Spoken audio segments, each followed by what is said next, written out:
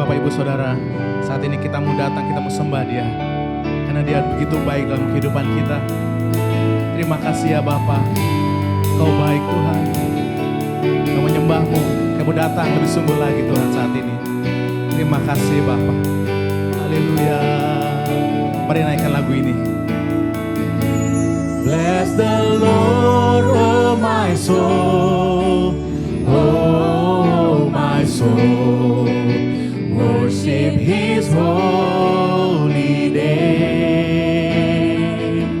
Sing like never before, oh my soul, I worship your holy. Sekali lagi, mari angkat tanganmu. Bless the Lord, oh my soul, oh my soul, worship His holy name. Hallelujah. Sing like never before, oh my soul, I worship your holy name.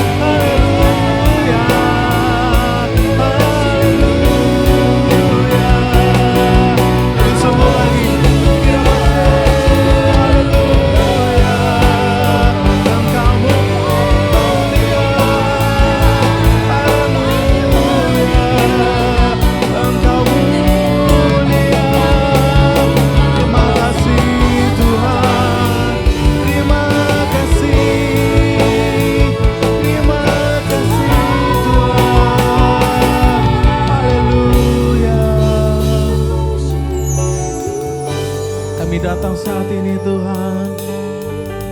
Kami bawa hati kami, kami bawa hidup kami Tuhan. Kami bawa segalanya. Terima kasih Tuhan Yesus. Terima kasih Yesus. Terima kasih Tuhan Yesus. Terima kasih Yesus. Mari nikmati hadirat Tuhan saat ini. Dia hadir di tempat di mana Anda berada saat ini. Terima kasih Bapa. Terima kasih ya Yesus. Kami sembah Engkau Tuhan. Haleluya, haleluya. Mari angkat tanganmu, naikkan lagu ini dengan sungguh hati. Bless the Lord, oh my soul, oh my soul. Worship His holy name. Seems like never before. Oh my soul, I worship your holy. Lebih sungguh lagi, mari angkat tanganmu saudara.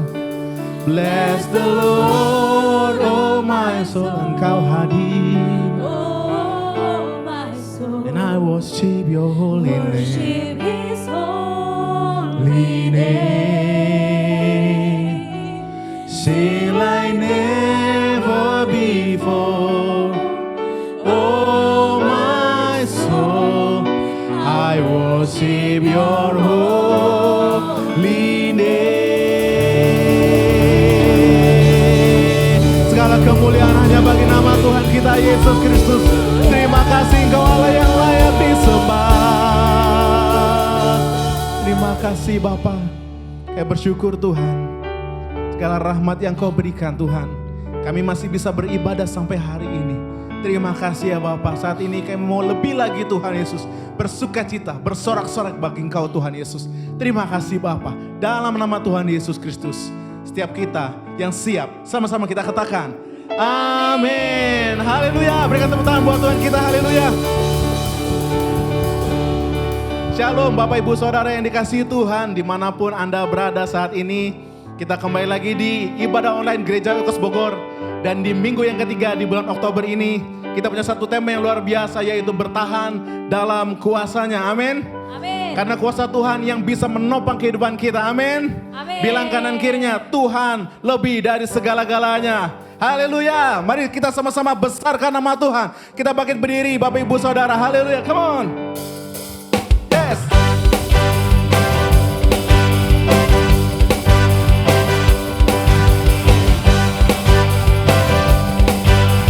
Mari sama-sama besarkan nama Tuhan. Besarkan nama Tuhan, pujilah Dia. Kemurahannya besar, Tiada ternilai.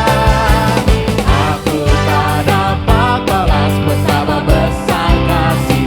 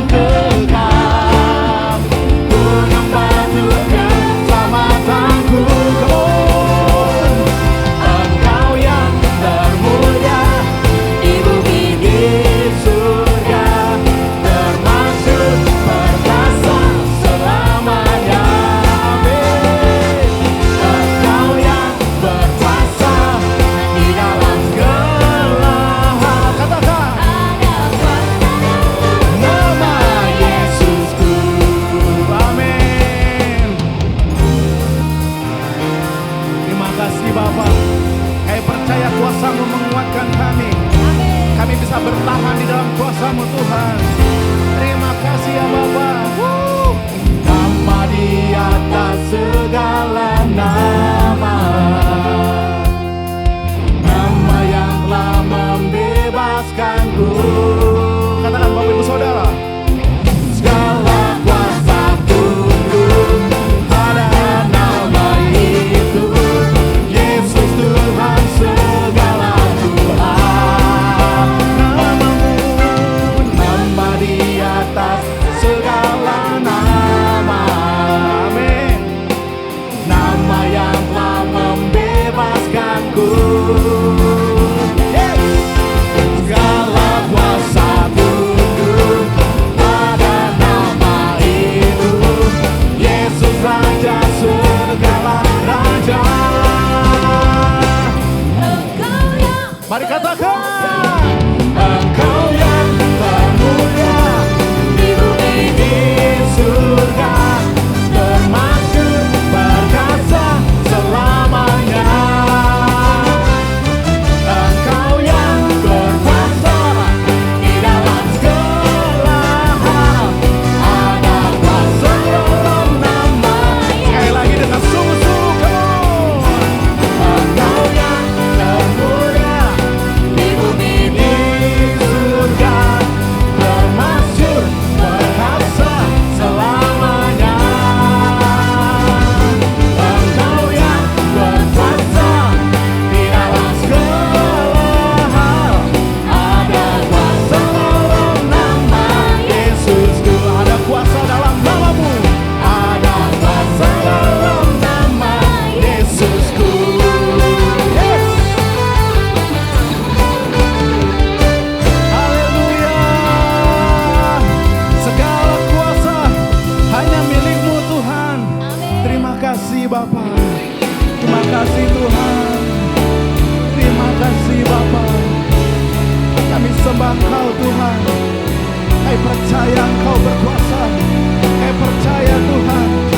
Mari kita sembah Dia Bapak Ibu Saudara. Haleluya. Haleluya. Terima kasih Tuhan. Kami aman di dalam-Mu Tuhan. Terima kasih untuk kemenangan dari-Mu Yesus. Terima kasih Bapa. Kami mau tetap setia. Terima kasih Yesus. Terima kasih Bapa. Kuasa-Mu Tuhan. Dengan kami Tuhan. Memulihkan kami Yesus Tuhan. Haleluya. Haleluya. Yesus satu-satunya juru selamat kami. Kami tinggikan nama-Mu. Engkau Raja segala raja Tuhan. Kau memberikan kemenangan. Kau memberikan pemulihan Tuhan Yesus. Ada kuasa di dalam nama-Mu. Ada kuasa bersama Engkau Tuhan. Terima kasih Bapa. Terima kasih Yesus. Haleluya.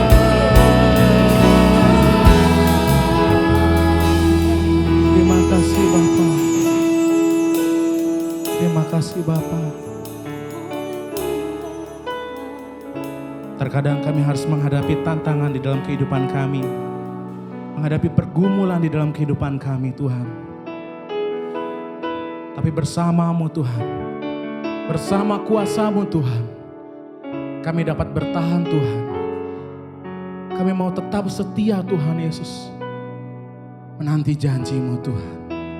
Terima kasih Bapa. Terima kasih Tuhan Yesus. Katakan. Seperti wanita mengurapimu, menangis di bawah kakimu. Demikian hidupku mau mengasihimu, Yesus Engkau baik bagi Sekali lagi Bapak Ibu Saudara katakan, seperti wanita mengurapimu, menangis di bawah kakimu. Demikian hidupku mau mengasihimu, Yesus Engkau baik. Mari angkat tanganmu, katakan dengan hatimu, Sampai akhir ku menutup mata, ku tetap setia menanti janjimu, sampai ku dapatkan mahkota kehidupanku. Ku tetap setia untuk melayanimu. ini hidup kami Tuhan. Seperti wanita mengurapimu, menangis di bawah kakimu. Demikian hidupku mau mengasihimu, Yesus Engkau baik. Sekali lagi, ini hidup kami Tuhan. Seperti wanita mengurapimu, Yes. menangis di bawah kakimu. Demikian hidupku mau mengasihimu, Yesus Engkau baik bagiku. Mari sama-sama katakan, Sampai akhir ku menutup mata, ku tetap setia menanti janjimu. amin Tuhan. Sampai ku dapatkan mahkota kehidupanku, ku tetap setia untuk melayanimu. Sampai akhir Tuhan, Ku menutup mata, ku tetap setia menanti janjimu, sampai ku dapatkan mahkota kehidupanku. Ku tetap setia untuk melayani. mari lebih lagi. Akhir ku menutup mata, ku tetap setia menanti janjimu, sampai ku dapatkan mahkota kehidupanku.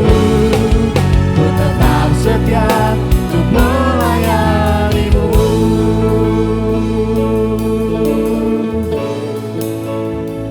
Sampai akhir ku menutup mata, Katakan saudara, ku tetap setia apapun pergumulanmu, menanti janjimu, apapun tantangan dalam kehidupanmu, sampai ku kami mau tetap setia Tuhan. mahkota Kehidupanku, ku tetap setia untuk melayani. ini hidup kami Tuhan. Sampai akhir ku menutup mata, ku tetap setia menanti janjimu. Janjimu yang ya dan amin Tuhan. Sampai ku dapatkan mahkota Kehidupanku, ku tetap setia untuk melayani. kami mau setia. Ku tetap setia untuk melayanimu. Kami mau setia. Ku tetap setia untuk melayanimu.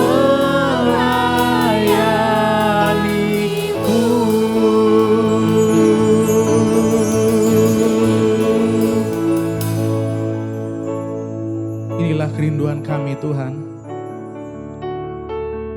Kami mau tetap setia Tuhan. Karena kami tahu Tuhan ada kuasa di dalam kehidupan kami. Dan kami bisa bertahan Tuhan Yesus. Finishing well sampai akhir Tuhan.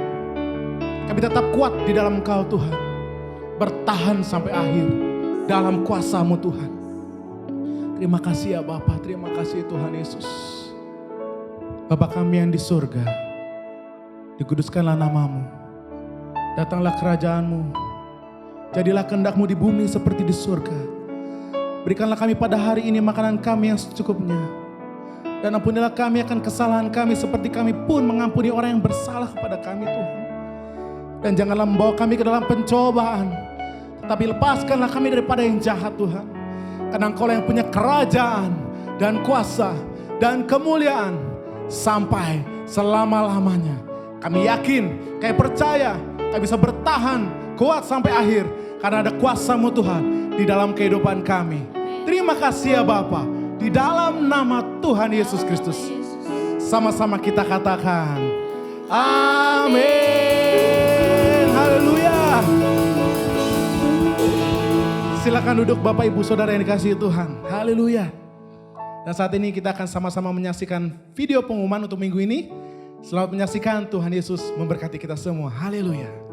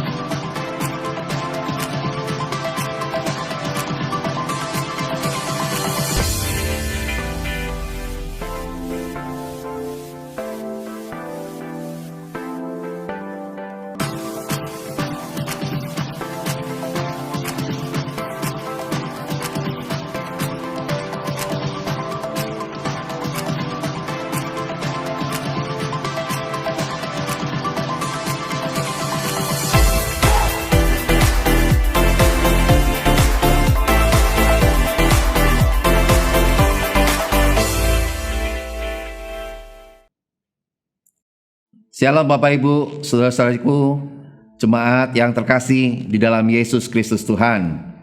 Kita bertemu kembali dalam ibadah kita hari ini. Saya sungguh percaya setiap kita dalam ibadah kita hari ini, kita datang kepada Tuhan dengan penuh sukacita. Dan kita tahu bahwa kasih setia Tuhan selalu tidak pernah habis-habisnya dalam hidup kita. Selalu baru setiap hari. Dan saya percaya kita sebagai jemaat yang dikasih Tuhan, biarlah kita terus semakin mengasihi Tuhan lebih lagi. Haleluya, puji Tuhan. Nah, Bapak Ibu saudara sekalian, seorang olahragawan akan berhasil meraih juara setelah ia mampu memenangkan pertandingan, mengalahkan semua musuh-musuhnya, menyingkirkan semua yang menghambatnya. Dan selama pertandingan berlangsung Bapak Ibu saudara sekalian, ia berjuang terus sampai akhirnya menang dan mendapatkan mahkota, medali, piala, piagam, dan sebagainya. Nah, itulah seorang olahragawan ya. Nah, Apakah kita mau seperti olahragawan itu yang mau terus berjuang sampai akhir? Ya. Nah, tapi yang kita lihat apa Bapak Ibu?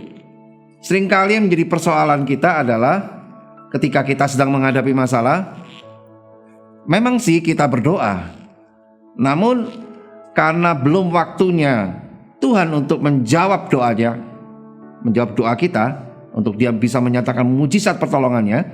Nah, di sini kita mulai apa?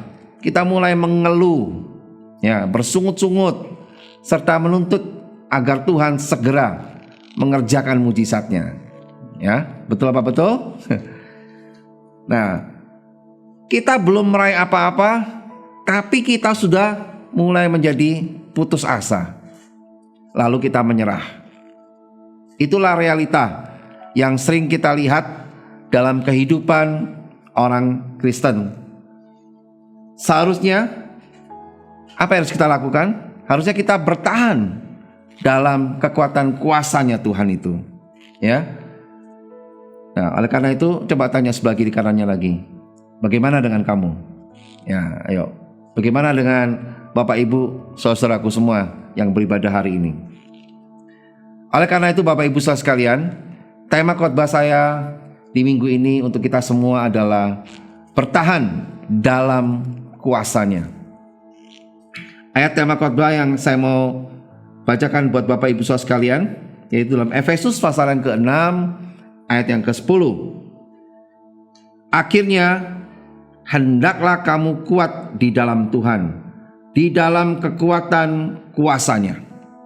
Nah, Rasul Paulus menasihati jemaat di Efesus untuk tetap bertahan dalam perjalanan hidup kekristenan itu harus sampai titik terakhir Bapak Ibu saudara sekalian ya. Ayat ini tentu saja masih relevan buat kita yang hidup di zaman akhir ini. Hal ini sangat penting dalam kekristenan kita. Mengapa? Karena mahkota yang disediakan Allah hanya dapat diraih oleh orang-orang yang mampu bertahan sampai akhir. Kita tahu bahwa sejak dulu visi kerajaan kegelapan itu tidak pernah berubah, yaitu menghancurkan kerajaan Allah. Orang-orang yang memihak kepada Allah tentu secara otomatis menjadi musuhnya iblis. Dan mereka ini adalah orang-orang yang dibenci oleh iblis. Ya, iblis sangat tidak suka kepada orang-orang yang hidupnya sungguh-sungguh bagi Allah. Apalagi kalau mereka itu adalah orang-orang yang hidupnya begitu efektif dan produktif dalam melayani Allah. Orang-orang seperti inilah target utama yang harus iblis taklukkan. Ya, bagi iblis mereka harus dibungkam dan ditaklukkan. Ya, setidaknya dibungkam agar mereka berhenti merebut jiwa-jiwa yang terhilang. Ditaklukkan agar mereka satu saat tersandung dan kemudian meninggalkan Tuhan. Dari masa ke masa iblis menyusun strategi taktik yang jitu untuk menyerang dan menaklukkan musuh-musuhnya. Salah satu strategi yang dikenalkan Paulus pada perikop ayat tema khotbah saya hari ini yang saya sebut dengan istilah strategi dua sisi uang koin. Karena dalam strategi ini iblis menerapkan sekaligus dua taktik yang ampuh yang mematikan. Nah, apa taktik itu? Kita akan lihat bersama ya. Sisi yang satu adalah sebuah taktik yang saya sebut tipu muslihat. Di Efesus 6 ayat yang ke-11b, Paulus ungkapkan di situ bahwa iblis menggunakan tipu muslihatnya untuk menjebak dan menjerumuskan orang percaya. Ia sangat ahli dalam memanipulasi. Iblis memang tidak maha tahu, tetapi ia tahu lebih banyak daripada manusia. Ia tahu benar apa yang menjadi isi hati dan pikiran manusia. Ia tahu benar apa yang menjadi kelemahan-kelemahan manusia dan juga apa yang menjadi kebutuhan-kebutuhan manusia. Ia sangat getol memperkenalkan kata kompromi kepada dosa yang abu-abu. Ia tahu benar bagaimana mengalihkan fokus seseorang kepada dunia dan kepuasan diri. Ya, ia tahu benar bagaimana caranya mengadu domba antar anggota jemaat Ya, ia amat pandai mengelola kemarahan menjadi kebencian yang mematikan. Wow, ngeri ya. Ia sudah menulis banyak buku, Bapak Ibu. Ya, kalau boleh saya katakan. Bahkan buku yang bestseller adalah buku yang berjudul Bagaimana Menjadi Orang Kristen Tanpa Mengenal Kristus.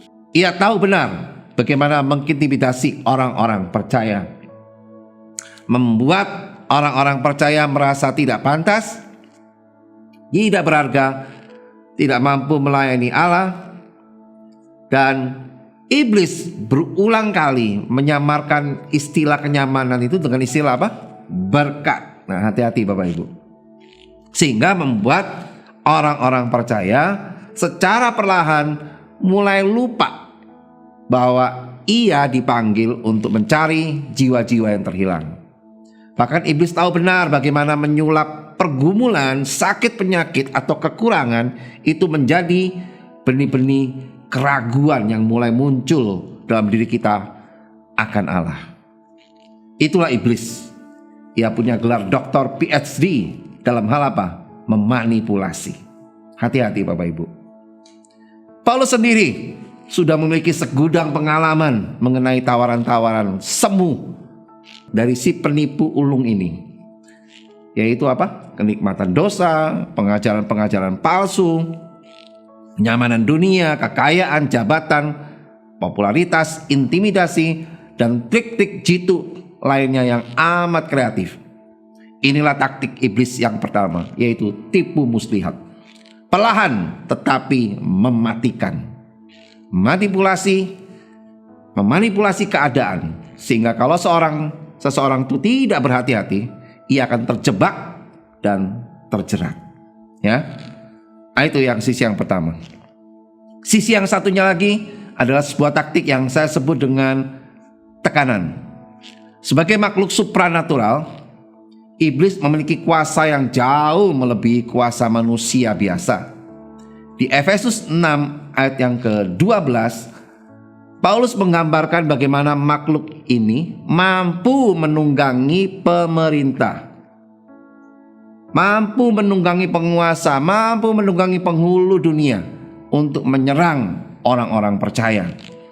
Dengan kapasitasnya ia mampu menunggangi siapapun untuk bisa dijadikan bom atom yang satu waktu akan bisa menyerang orang-orang Kristen.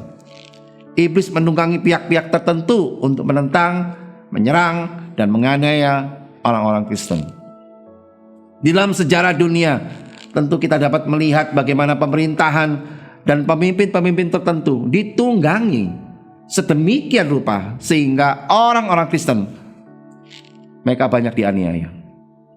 Kita juga dapat melihat bagaimana iblis menggunakan ideologi tertentu agar orang-orang Kristen harus menderita, masuk penjara, dan mati karena mempertahankan imannya.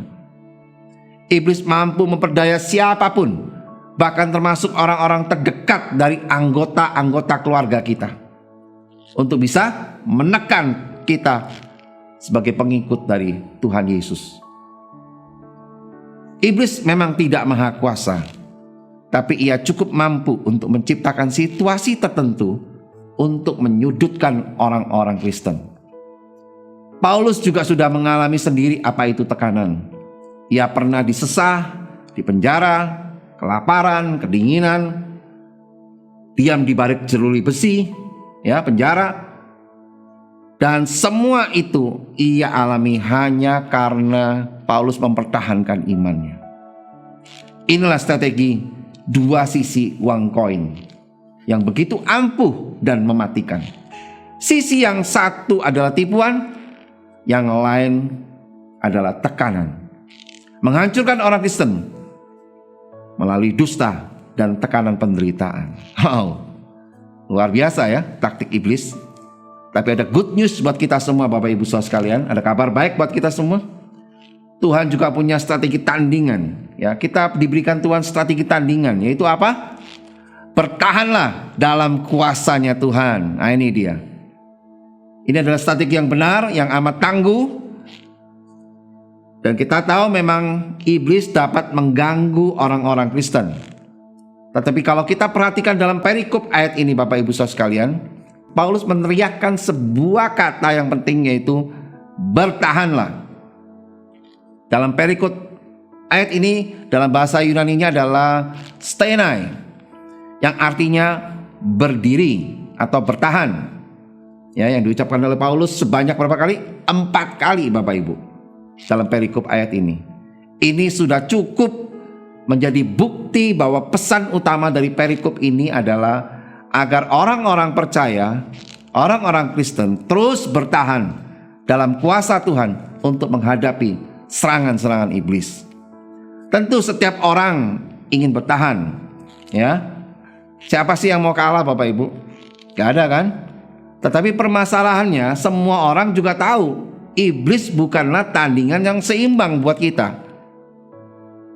Ya. Karena itu setiap kita yang ingin bertahan sampai akhir di dalam peperangan ini, ya, dalam peperangan rohani ini, harus menggunakan 2 prinsip yang Paulus bentangkan dalam bagian ini. Ya, prinsip yang pertama, Bapak Ibu bisa catat ya. Yang pertama adalah bersandarlah kepada Tuhan. Kalau kita ingin bertahan dalam kuasa Tuhan, kita bisa menghadapi segala serangan-serangan si jahat. Bertahanlah dalam kuasa Tuhan, ya. Kita harus sungguh-sungguh bersandar kepada Tuhan. Karena di Efesus 6 ayat 10 katakan, di mana Paulus mengatakan, hendaklah kamu kuat di dalam Tuhan. Ya, ayat yang kita baca tadi yang pertama, di dalam kekuatan kuasanya. Frase hendaklah kamu kuat di dalam Tuhan secara literal dapat diterjemahkan menjadi hendaklah kamu dikuatkan di dalam kesatuan bersama dengan Tuhan.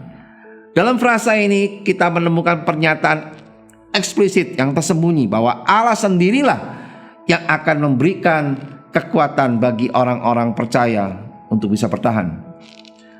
Dan bagaimana orang percaya bisa memperoleh kekuatan itu? Ketika mereka hidup dalam kesatuan dengan Allah dan Roh Kudus menguasai kita semua, maka disitulah kita mendapatkan kekuatan dari Tuhan. Orang-orang percaya sangat terbatas dan memiliki banyak kelemahan yang rentan untuk diserang oleh iblis. Tetapi ketika orang percaya menempatkan dirinya di dalam tangan Allah yang kuat itu, yang maha tak terbatas itu, orang-orang percaya dimampukan untuk bisa bertahan. Kunci pertama agar orang percaya dapat bertahan adalah dengan bersandar penuh kepada Tuhan. Dan prinsip yang kedua agar orang percaya bisa bertahan adalah dengan apa? Ini yang kedua, Bapak Ibu bisa catat juga, yaitu mengusahakan kehidupan rohani yang sehat. Ini yang kedua. Di ayat ke-11 Paulus mengatakan, kenakanlah seluruh perlengkapan senjata Allah. Apa maksud dari frasa ini? Perlengkapan senjata Allah merupakan suatu ungkapan metafora yang menunjukkan seperangkat perlindungan yang Allah sediakan bagi kita. John Stott menyatakan keenam metafora tersebut menggambarkan kebenaran, ketulusan, berita Injil damai sejahtera, iman, keselamatan, dan firman. Semua sudah Allah sediakan bagi kita. Tugas kita hanyalah mengenakannya. Untuk mengenakan kebenaran, tentu kita perlu mengerti kebenaran Allah dan menghidupi kebenaran itu. Untuk mengenakan ketulusan, tentu kita perlu terus-menerus mengoreksi hati dan pikiran kita. Dan untuk mengenakan berita Injil, tentu kita perlu memberitakan keselamatan kepada setiap orang. Untuk mengenakan iman, tentu kita perlu berserah di dalam doa. Untuk mengenakan keselamatan, tentu kita perlu mengingat karya Kristus di kayu salib. Dan untuk mengenakan firman Tuhan itu, tentu kita harus mengerti dan menguasai Alkitab dengan benar. Nah, secara sederhana, mengenakan perlengkapan senjata Allah itu artinya memiliki kerohanian yang sehat, Bapak Ibu. Dan itu diperoleh dari disiplin rohani yang baik, ya, lewat doa, saat teduh, ya. Kemudian juga bisa mesbah doa keluarga, ya, pendalaman Alkitab, dan yang lainnya, Bapak Ibu. Beribadah dengan setia dan sungguh-sungguh, itu juga salah satunya ya. Memang untuk bisa bertahan terhadap strategi iblis, Allah akan memberi kita kuasa. Tapi kita juga punya tanggung jawab untuk mengusahakan kesehatan rohani kita. Nah, itu tanggung jawab kita Bapak Ibu. Nah, inilah strategi tandingan yang firman Tuhan katakan hari ini, yaitu bersandar kepada Tuhan dan berusaha memiliki kehidupan rohani yang sehat. Maka kita akan bisa bertahan terus dalam kuasanya Tuhan untuk bisa menangkal segala serangan-serangan si jahat. Dan kita percaya itulah kemenangan yang sesungguhnya yang Tuhan sudah berikan buat setiap kehidupan kita. Amin. Yang setuju berikan tepuk tangan bagi Tuhan kita. Haleluya. Puji Tuhan. Nah, sebelum saya akhiri khotbah saya hari ini, saya akan sampaikan satu ilustrasi yang menarik buat kita semua. Biar menjadi satu ilustrasi yang menguatkan kita semua. Sekitar awal abad 19, Bapak Ibu Saudara sekalian, ada seorang pemuda bernama William Borden mendapatkan sebuah hadiah kelulusan berupa tiket keliling dunia dan sebuah Alkitab dari ayahnya. Keliling dunia pada waktu itu tentu merupakan kesempatan yang langka, apalagi bagi seorang anak muda. Dalam perjalanan panjang dengan kapal laut, Borden membaca Alkitabnya, dan waktu itu ia mengalami perjumpaan pribadi dengan Allah. Di saat yang bersamaan, ia menemukan panggilan hidupnya untuk menjadi seorang misionaris. Sejak saat itu Bapak Ibu Saudara sekalian, ia memberikan hidupnya dan berkomitmen menjadi seorang laskar Kristus. Di kapal itu ia membuka Alkitabnya di halaman paling belakang, dan dia menulis sebuah kalimat pertama di situ. Dia tulis apa? Tidak ada pilihan.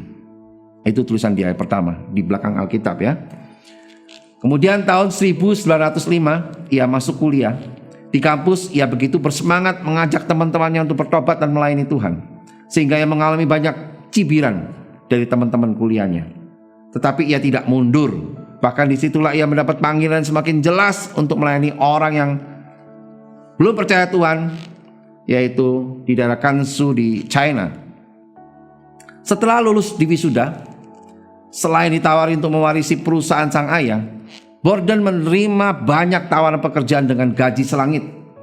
Masa depannya terlihat begitu cerah, tetapi ia menetapkan hati mentaati perintah Allah, yaitu untuk menjadi seorang apa?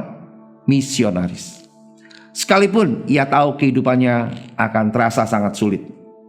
Waktu itu ia membuka Alkitabnya, dan di halaman akhir seperti biasa dia menulis kembali sebuah kalimat yang kedua. Dia tulis apa Bapak Ibu? Tidak ada kata mundur. Setelah lulus kuliah dengan nilai yang gemilang, Borden melanjutkan studinya di sekolah teologi Princeton Seminary. Ia menyelesaikan studi teologinya dengan sangat baik, dan setelah diwisuda, ia segera melakukan pelayarannya ke China. Borden tahu ia akan berhadapan dengan orang-orang yang tidak seiman. Maka di tengah pelayarannya ia berhenti terlebih dahulu di Mesir, bermaksud untuk belajar bahasa Arab. Tetapi hal yang tidak terduga terjadi. Di Arab ia terkena radang otak Bapak Ibu. Penyakitnya sangat mematikan. Dalam sebulan Borden yang masih muda meninggal di usianya yang ke-25 tahun karena radang otak. Borden meninggal bahkan sebelum ia sempat melayani di China. Apakah Borden pernah menyesali pilihannya untuk bertahan menjadi prajurit Kristus? Tidak sama sekali. Sebelum kematiannya, dalam penyakit yang mengerikan itu, Borden membuka Alkitab. Di halaman terakhir seperti biasa, dia menulis kembali kalimatnya yang ketiga di bawah kalimat-kalimat yang ia pernah tulis, yaitu tidak ada pilihan, tidak ada kata mundur. Dan Borden menulis kalimat terakhirnya itu adalah tidak ada penyesalan. Borden memberikan teladan hidup mengenai seni bertahan.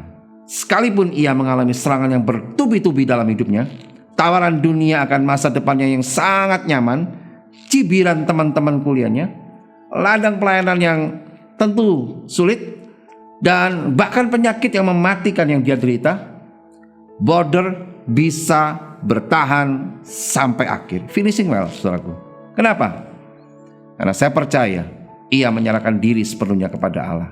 Sekaligus ia selalu berusaha untuk memiliki kehidupan rohani yang sehat. Wow, haleluya. Haleluya, puji Tuhan, luar biasa William Border ini. Bapak Ibu Saudara sekalian, di penutup khotbah saya hari ini, saya mau sampaikan agenda iblis sampai hari ini adalah menjatuhkan saya dan saudara. Karena kita adalah hamba Tuhan, anak-anak Tuhan yang giat memenangkan jiwa. Iblis akan menipu kita. Iblis akan menekan kita agar kita berhenti untuk melayani Tuhan, agar kita keluar dari jalan panggilan, dan bahkan berharap kita meninggalkan Tuhan. Tetapi nasihat firman Tuhan hari ini berkata, saya mau katakan kita semua, bertahanlah. Amin. Katakan bertahanlah. Katakan sebelah kiri kananmu, bertahanlah, jangan menyerah. Ingat, William Border sudah lakukan itu juga dalam hidupnya, dan dia berhasil. Finishing well, ya. Bersandarlah terus kepada Tuhan, dan usahakan terus kehidupan rohani kita semua, yaitu kehidupan rohani yang sehat. Mari kita terus bertahan sampai akhir dalam pertandingan yang diwajibkan bagi kita ini. Selama kita masih di dunia ini, singkirkanlah hal-hal yang membuat kita gagal untuk bertahan, yang membuat kita gagal untuk meraih kemenangan, yang membuat kita gagal untuk meraih mahkota. Buang jauh-jauh segala hal yang menghambat. Apa di antaranya itu? Kekecewaan, mudah menyerah di tengah jalan. Nah, itu buang jauh-jauh Bapak Ibu. Jangan ada pernah kecewa, jangan ada pernah kata menyerah. Kemenangan adalah pasti bagi kita. Mujizat atau mahkota selalu kita raih di akhir pertandingan kita. Sebab itu, jika ingin mengalami kemenangan, kita wajib bertahan hingga akhir. Terus berjuang sampai Tuhan menyatakan perkara yang dahsyat dalam kehidupan kita. Dan saya percaya Roh Kudus akan memampukan kita untuk tetap bertahan dalam kuasanya Tuhan. Haleluya, puji Tuhan. Mari kita berdoa. Bapa, kami bersyukur Tuhan untuk hari ini. Kami sungguh melihat Tuhan, firman-Mu berbicara langsung pada setiap kami, ya.